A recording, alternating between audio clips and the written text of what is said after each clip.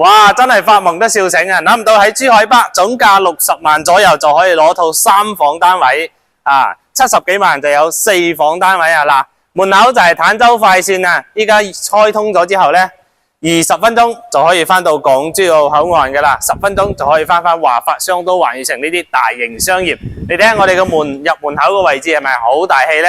小區係大型小區啊，乜配套都齊晒噶啦！我哋一齊入園林睇睇啊！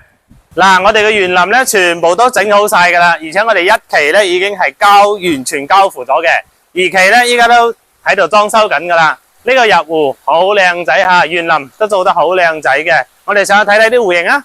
上到嚟我哋嘅示範單位，呢個係89平方3房2廳2衛咧，展示下整體嘅空間先。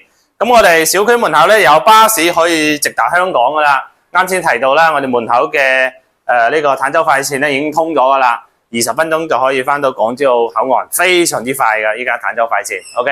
咁嗱，呢個89咧，總價係60零萬啊！而且我哋係雙陽台嘅設計，前面嘅陽台，後邊就有生活陽台嘅啊。咁我哋啲鞋櫃到時咧就需要自己整。咁依家咧屬於係一個新規佈建嘅住宅，2梯4伙，而且佢呢個空間咧係相當之闊落嘅。咁呢邊咧仲有兩伙，咁其中一個咧就係108嘅一個4房橫廳嚟嘅。嗱，嚟咪感受下整體空間先，因為門口咧有個書房噶啦，啊，橫廳啊比較少有嘅。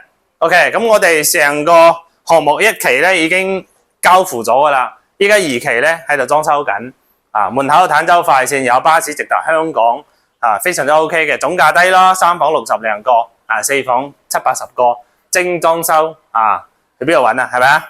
啊，咁樣我哋樓下咧有埋商業街噶啦。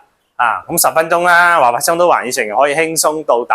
嚟，再次感受下呢個橫廳先，係咪好舒服呢？